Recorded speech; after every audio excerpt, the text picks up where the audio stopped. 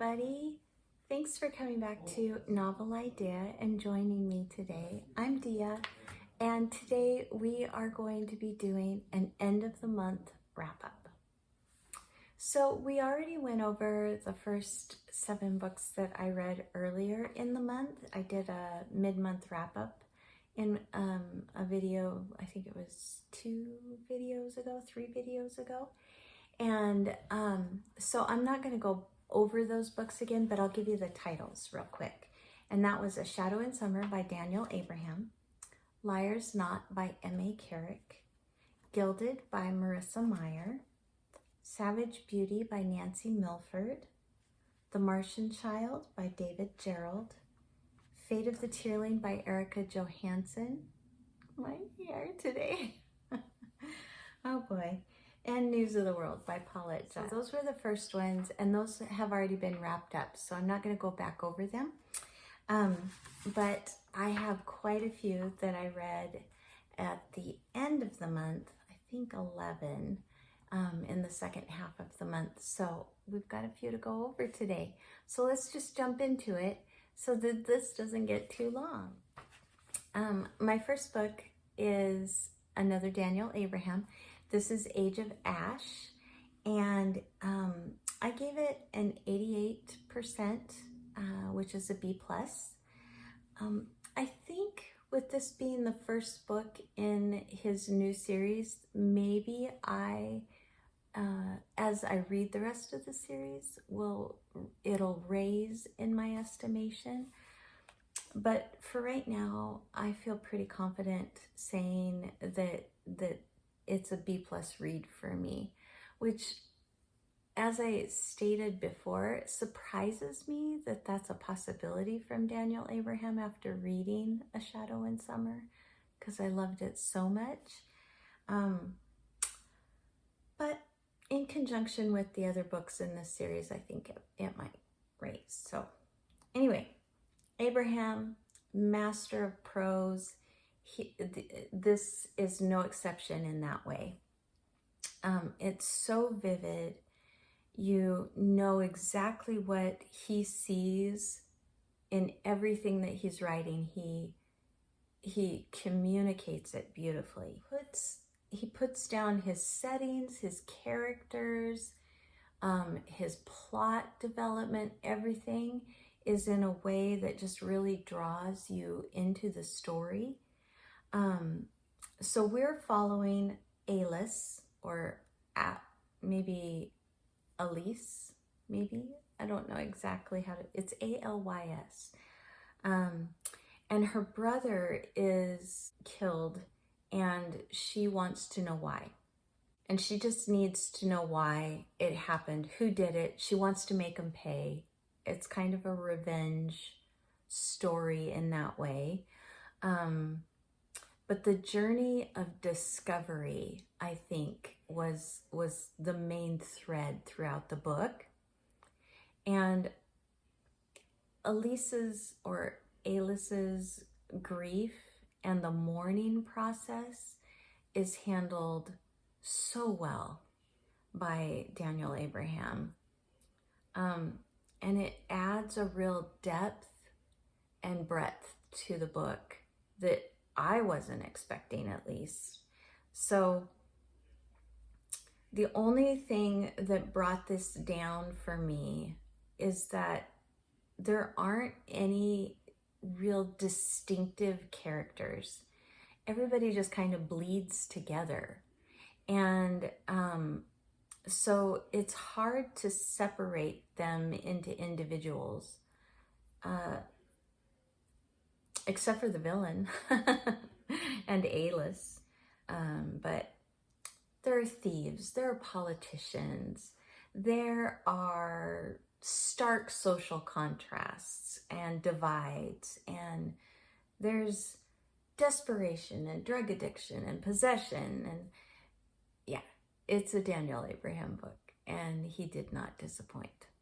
So I will be continuing with the Kithmar trilogy. So the next book is Son of Shadows, and this was by Juliette Marillier. This is the second book in the Seven Waters trilogy, and the first book was Daughter of the Forest, which is one of my all-time favorite books. I really, really love that book. I love the way Marillier writes, and I really love that retelling. I think she handled it with James's or my dog, one of the two, are deciding it's playtime. So anyway, I was hopeful that I was really going to be able to continue to follow Sorsha, who is the main character in Daughter of the Forest, because I fell in love with her. And she is present in this book, but she is not the focus of this book. And so I was also sort of hopeful that we would be following one of her brothers, in particular, like finding out what their life was after all of the first book happened. But instead, what it is about Sorsha's children. And surprisingly, the relationships in this book feel very dysfunctional and feel very destructive. And it was hard to read sometimes. Everyone has secrets. Nobody wants to talk about anything. The whole plot is based around something that we aren't told because it's a secret and not even the reader can know about it. I so enjoy her writing. The world itself is beguiling. The story was so not the story that I wanted told after such a story of strength and just faithfulness and fortitude and honor. This one was the opposite of that in many ways. I think that toward the end, you get a little taste of that. But throughout the main part of the story, that just isn't the case. And it was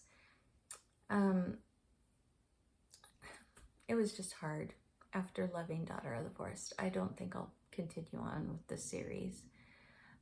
There's only one more book, and I just really have no desire to read it. So this was a C- for me, and I'll never read it again. 70% maybe, 71.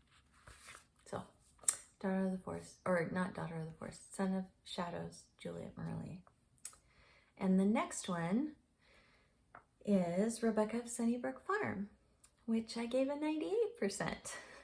It's an A+ book. It was a real comeback read. So this is by Kate D. Wiggins, and it is set in Maine, which is it has my heart. I love Maine. And so this is set in the 1800s in Maine, and it is about Rebecca from Sunnybrook Farm, who is 11, I think, when the story opens. I'm not sure, maybe 10. But her father has died, and she is sent to live with her 2 maiden aunts, or spinster aunts, in the town, far away in the 1800s. It wouldn't be far away today, but they live in a brick house, which is just like, to Rebecca. But she is precocious and spirited and absolutely precious. I loved her. It's uplifting, it's inspiring, it is funny, it is endearing. It takes place in the springtime. Rebecca herself feels like just a fresh summer breeze. She's just wonderful. So I can't say enough about it. I think that it reminded me a little of Anne of Green Gables. It reminded me a little of Betsy Tacy Tibb. It reminded me a little of like Girl of the Limberlost. It just has that tone and that overall feeling of just sweetness and goodness, and the writing is well done. So anyway, A+, 98%, Rebecca of Sunnybrook Farm, Kate D. Wiggins. Go read it. Next one that I read was A Psalm for the Wild-Built.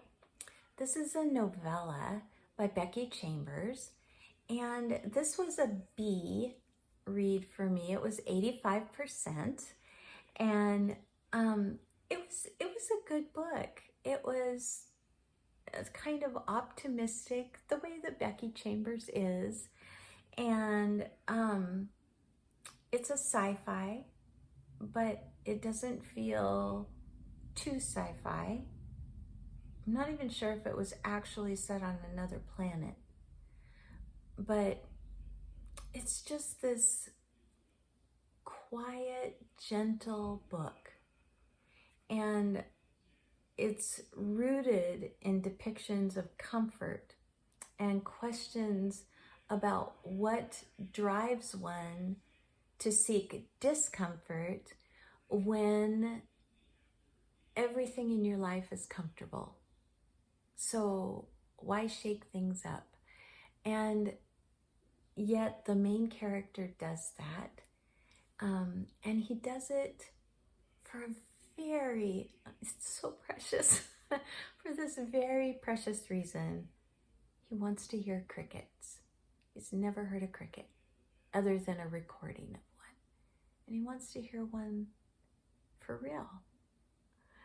So it's his story of kind of leaving the comforts of life and going out into the world and trying to make it kind of on his own, but then finding community in an unexpected way.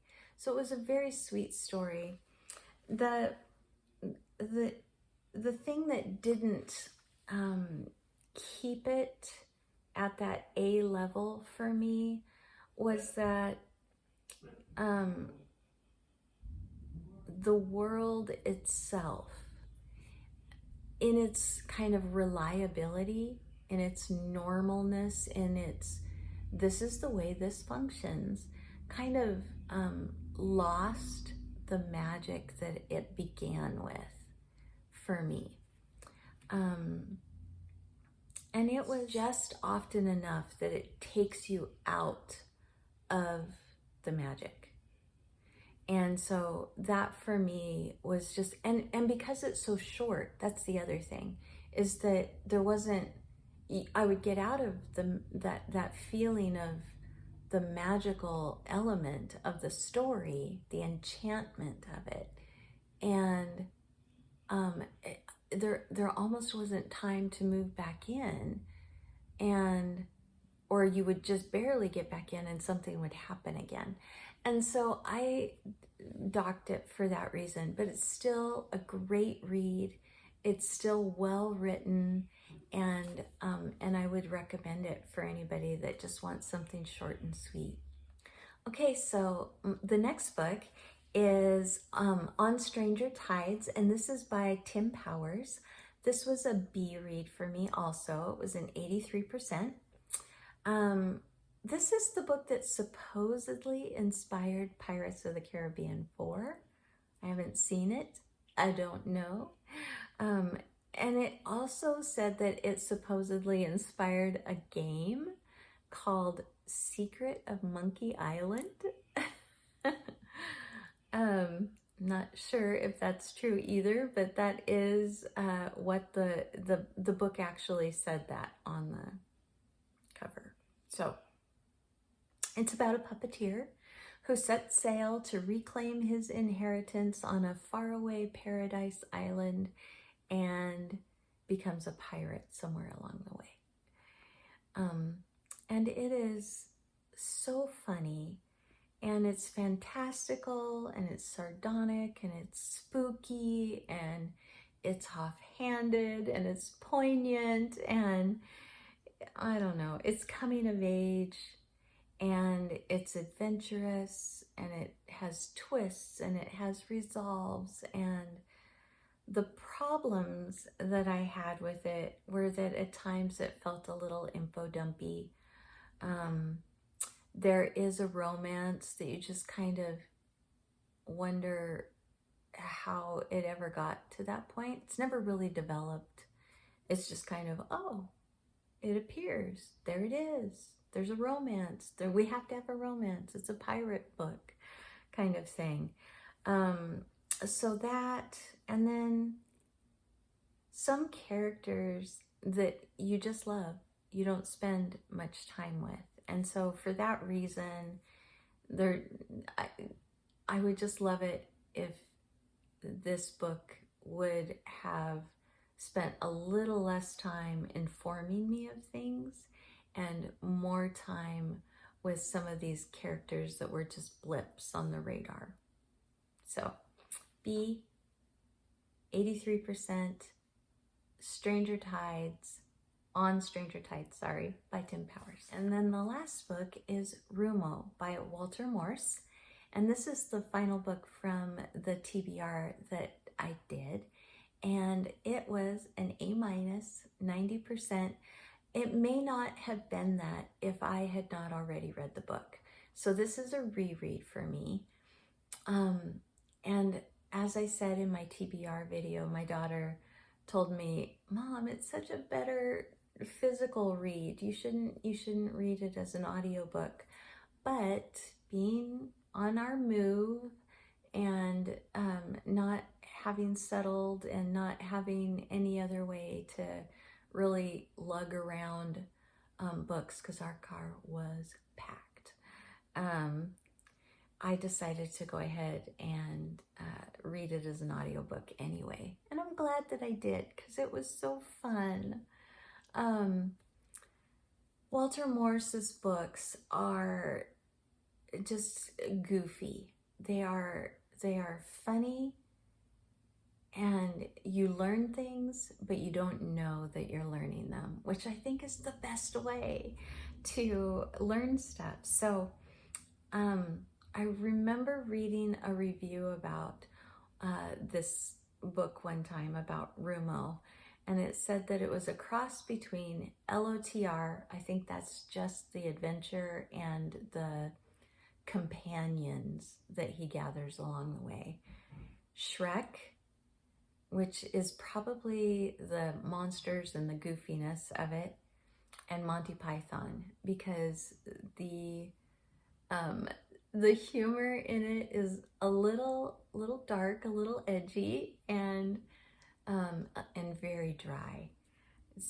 So seasoned, so those things seasoned with a dash of Hitchhiker's Guide, with all the nuttiness of the Odyssey Islands. So if you've read the Odyssey, all the different islands that happen in that book are unique.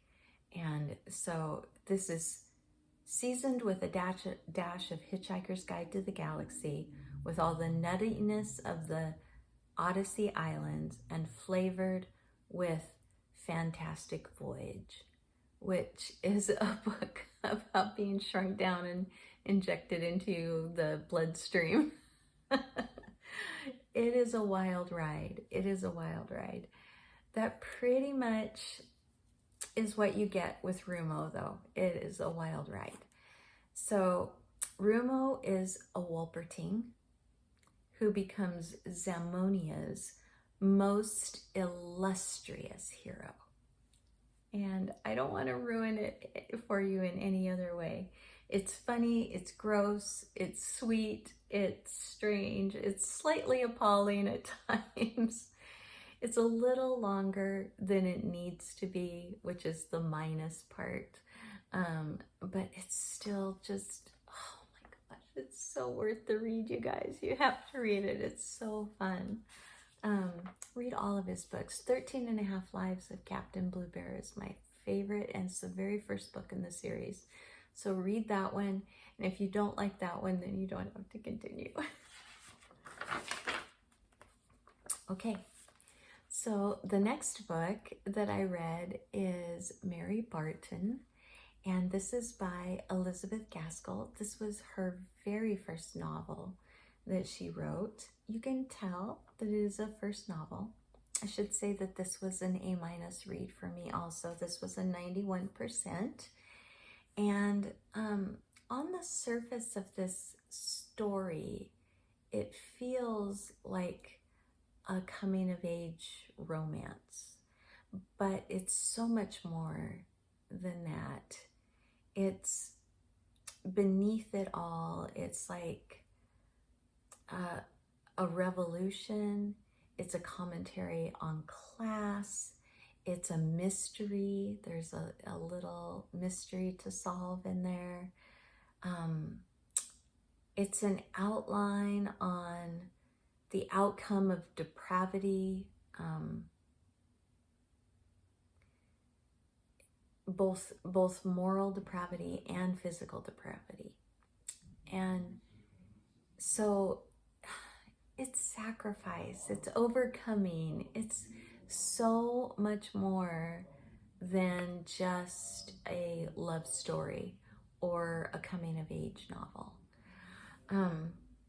The writing in this, like I said, this was her first book, and so the writing feels a little beleaguered sometimes. It's just that we are very on the nose with what she's trying to say. There's no doubt that she had something that she wanted to communicate, and because it's so obviously communicated. So it's a little on the nose, and like I said, a little beleaguered. But I still enjoyed it so much.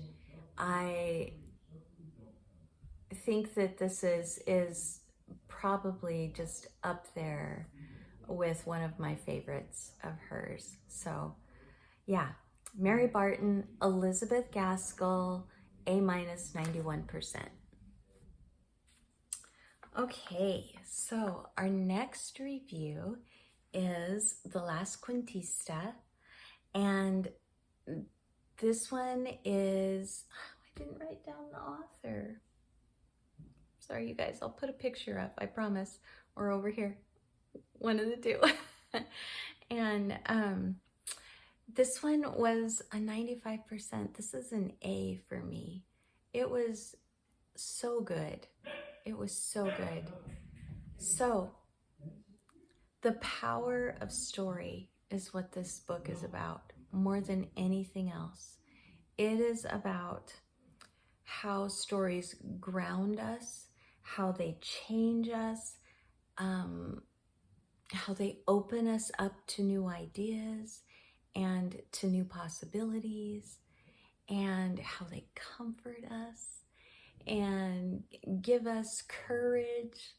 It's absolutely beautiful. It's about relationship, and it's done in sci-fi. It's just what a good story. It was just so good. It was beautiful. It's not an A+ for me, simply because I am not a Spanish speaker. I'm not a Spanish reader. I know a word here and there, and that's about it.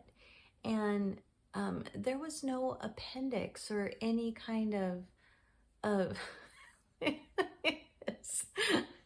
my gosh, you guys, my hair. Okay, so there's no appendix. There's no dictionary at the back. There's nothing to explain the very common usage of a phrase in Spanish. So I would have to stop and go look it up. And I didn't have a problem doing that. I actually enjoy research, but I think that it's a problem for anybody that doesn't enjoy research, that doesn't have access to the internet, or doesn't know how to do research on Spanish phrases and so on. So you would lose part of the story because they're beautiful phrases, and some of them were really important. And so it's not an A+ read for me, just simply for that reason. But everything else was awesome. It was amazing. Such a good book. It is a middle grade. I didn't say that, did I? It is a middle grade, but I would recommend it even for adults. I just think it's lovely. Okay, next book was Empire of Silence. I'm not going to hang out on this book. This book was really not fun for me. I didn't enjoy it. It was a C, 73%. Christopher Ruocchio, or Rauchio maybe, is who it's by. I know this is going to be controversial because the whole reason why I picked this book up was because everybody that I have heard speak about this book, review this book, has said that they loved it. And I didn't really listen to much more of the review than that. Do you like it? Yes? Okay, let me go pick it up. I probably should have listened to a little bit more. So it was just a huge miss for me. It's kind of a clunky mashup is what it feels like. It is science fiction, which is already difficult for me. I will say that right there.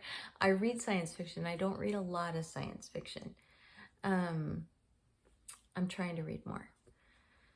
Hence the reason why I picked this up. But it's a kind of a mashup of, it felt like to me, Name of the Wind, Dune, other things. Children of Dune, more than Dune, but yeah. Okay, it's not gonna work, you guys. We're just gonna forget the hair. Okay, this book deals so heavily in excruciating minutia, and it bloats this book. It bloats it. It bloats this story. It has bloat book syndrome. That's the only thing I can say about it. His sentences have so many switchbacks. You feel like you're hiking Oberflin in Austria. It just wasn't for me. The next books in the series very well may prove how talented he is, but this first book was enough for me to just not want to continue. So, see, Empire of Silence, Christopher Rauchio, 73% C. The next book was Nevermore. This is by Jessica Townsend. Puppy. This is by Jessica Townsend, and it is an A-, 91%, and I enjoyed this book immensely. What a fun read. It is, it gave me kind of the feeling that I got when I read Harry Potter for the first time. So I don't know that I would compare it to Harry Potter. I'm not saying that. I'm saying that kind of that magical enchantment, starry-eyed wonder kind of feeling. It has quirky characters. It has a soft magic system. It has a strong female lead. It has so many plays on words. It is Technicolor dreamlike.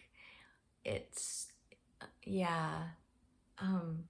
Anyway, it's about a girl who is believed to be dead, but she's not. And she kind of escapes a bad situation and gets herself into another situation that she hopes will become a good situation, but it doesn't start out that way. And the first part of the story is a little uninteresting, but it gets good really quick, and it stays there. And again, it has good relationships. It has good examples of not good relationships. It has good examples of how to be an overcomer. Anyway, yeah, Nevermore. Really, really sweet, really fun story. Can't wait to read on in the series. We're gonna ignore Poppy and James and continue on. And the hair. We're gonna try to, yeah, I am getting a haircut, guys. I just can't handle it. Okay. Last one. I just finished it today. And this is The Kingdom of Back by Marie Lu. And this is an A-, again, 91% for me. And I like the way Marie Lu writes. I think that she writes, again, enchantingly picturesque. You can really see what she's writing without it being flowery or too over the top or purple. I think Elliot Brooks usually says like a purple prose kind of thing. This isn't purpley at all. This is a story that lingers with you after you close the book. I finished it today, but I finished it at like 5 a.m. this morning. And so we are probably 3:30, 4 o'clock in the afternoon. I'm still thinking about the story. So it definitely is one that after you close the covers of the book, after you've read that last word, that is something that you'll think about, or at least I do. And so anyway, this is partly historical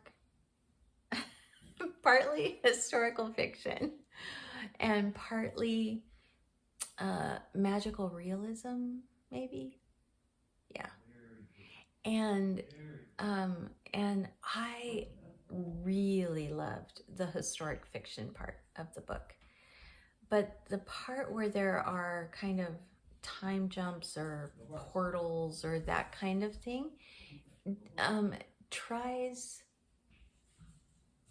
it's not fleshed out enough. Is that the right way to say that? I just think that it could have benefited from a little bit more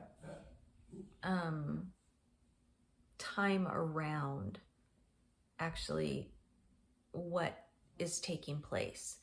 And so maybe a little more elaboration, a little more amplification. I don't know.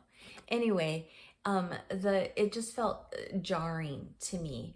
And so I felt like I kept getting kind of taken out of the story I was really enjoying rather than it benefiting the story that I was enjoying. And the sad thing is that the part of the story that I wasn't enjoying as much is the part that, can you guys hear me?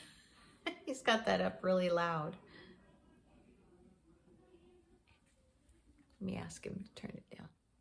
All right, got him to turn it down. So anyway, The part of the story that I was not enjoying is the part that the book is actually named after.